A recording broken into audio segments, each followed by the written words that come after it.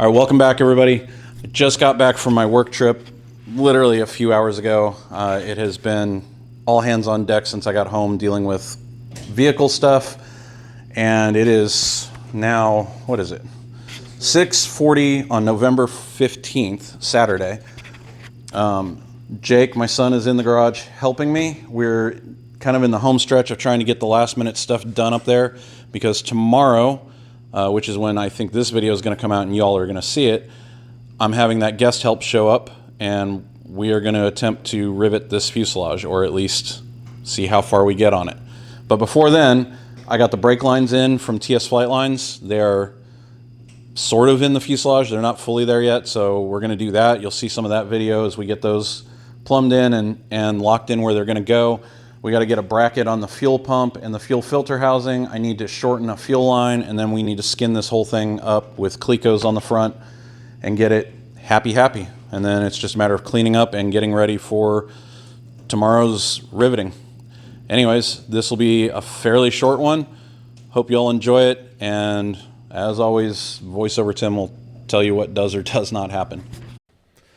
Okay, voiceover time. This actually went exactly as we were hoping it would go. Right now, what you see is Jake is working on getting the 8L clamps on the fuel pump, which is going to double over to an 8L clamp that supports the fuel filter. This way, it's not just the fuel lines holding that thing in position. It's going to be locked into the body of the fuel pump as well. And that was a tight fit. He had to take the side plate off of the fuel pump, and he was able to finally get it in there. While he was doing that, I'm working on the brake lines, the line that goes from the bulkhead fitting there in the center of the back of the instrument panel. It's going to go through an 8L clamp that you can't really see there in the gear leg tower, and then through the gear leg tower down, and then eventually I have to elongate a hole. It's actually the aft hole, which is normally for the fuel vent line, but I'm not bringing those into the fuselage anyways. Those are going to stay in the wing root. That's a whole later video. But according to TS Flight Lines, you want to go through those rear holes. It makes for a much better bend radius when connecting to the gear legs later on.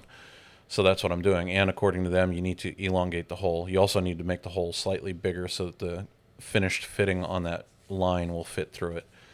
And thankfully, I have elongated rubber grommets that I had bought for, I believe it was the rudder fairing for the light that's back there a while back. And it came with several extras, so that worked perfect for this. But right now, I'm just getting those lines on so I can get the bulkhead fittings tightened down in the proper orientation. You see how those lines are slightly angled. That's just to give it a nice arc so it doesn't make any tight corners, and to give me clearance for the other brake lines that are going to have to come passing by there here in a little bit.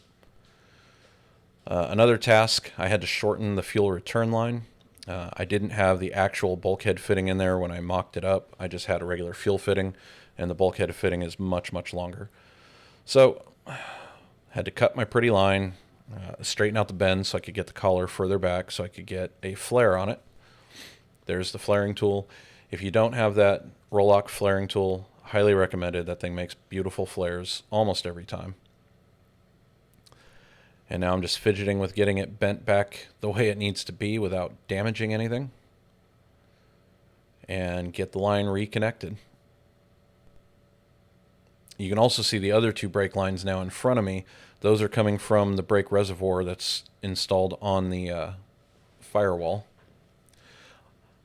Also off camera before this, I took that brake reservoir, plugged up the holes in it, sandblasted the outside of it, and then I Cerakoted it with the high temp glacial silver or glacial titanium color that's part of the inside of the fuselage as well. That the paint is temp rated all the way up to, I think it's 550 degrees Fahrenheit, maybe even 800, I can't remember. It's pretty high temp stuff. Just to give it a finished look, and so it's not the raw aluminum, plus it's chemical resistant, so brake fluid shouldn't hurt it later on. All right, we took out the baggage floor because it gives us a whole lot better access. And you can see Jake is getting the 8L clamps installed on the bulkhead fittings, which will hold the other brake lines that are going to that brake reservoir in place. And this is all mostly according to the plans, and then some of it is according to the instructions I got from TS Flight Lines for the brake lines. The only thing we've really varied from the plans is the size of the 8L clamp that's on the hoses. It called for a -4, but that was if you were going to use hard lines, so we had to use -6 8L clamps to fit these braided lines, which I already had some that came with the kit. I'm sure they were needed for something else, so I will probably have to go buy some more later on. But again, I wanted to get all of these at least in right now, so it's less of a struggle later on. This part we probably could do later easily because I could pull that baggage floor out at any time, but I really wanted to get those lines that were going into the gear towers run and through their elongated holes before we skin this thing, because I've got a lot better access now than I will later. So just show Jake how to use the cool little zip tie tool. I will add that to the list of links of tools that I got off of Amazon. And he's just zip tying according to the plans, the brake lines together up until where they get to the 8L clamp that's holding them up there. And these might have to get cut loose and readjusted once they're actually attached to the master cylinders later. But that's a later problem.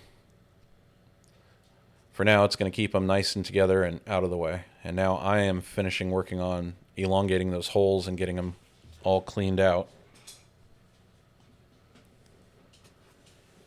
And I will get you some pictures of what that kind of looks like going through there when this is all done, so stick around to the end. There'll be a few finished shots. And Jake's running around with the vacuum and cleaning up all the last minute shavings, so hopefully we don't leave a mess in there before we put skins on this thing.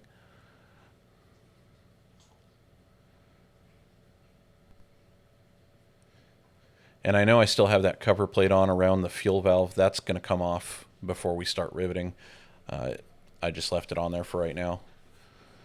The fuel valve is going to stay in place, though, unless it absolutely has to come out.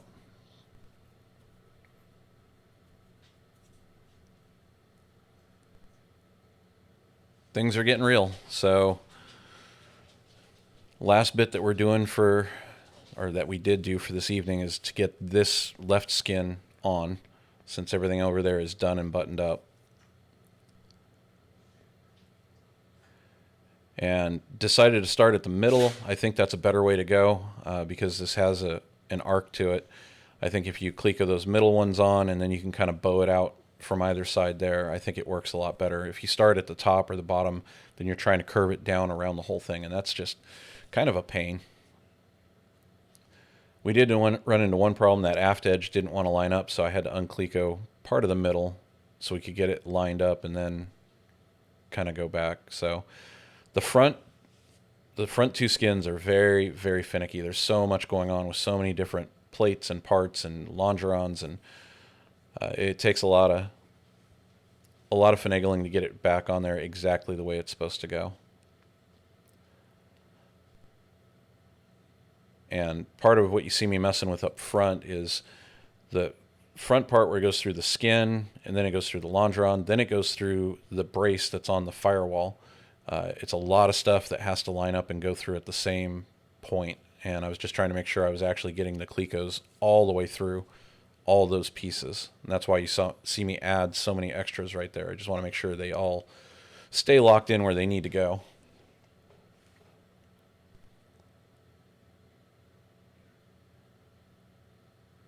I'm hoping having that access panel there will make riveting this a lot easier too with the fuel pump there. But we'll see. I mean, if we have to take stuff out, we will, but I'm hoping not. And then the very last bit, we're getting the 3 support braces in. There's one big angle one that goes at the top, which you can't really see from this angle, and then there's 2 littler ones that you saw Jake holding there, and he's going to crawl in there and hold them in place while I cleco them in. That way we don't forget them when we get busy riveting later. And then the last thing, just because I wanted to see it again, and I got the shorter screws in from McMaster Carr, I wanted to put the panel back on. And it's only temporary. It's just going to stay on until tomorrow, and then I'll pull it back off. Anyhow, that was the short update from what we got done tonight. Tomorrow, hopefully, we start riveting, and you guys will see this released about the time that that's happening. So here's the final pictures. Thanks for stopping by. Thanks for checking it out. Like, subscribe, all that other crazy stuff. Also, I'm thinking about adding some new stuff to the store.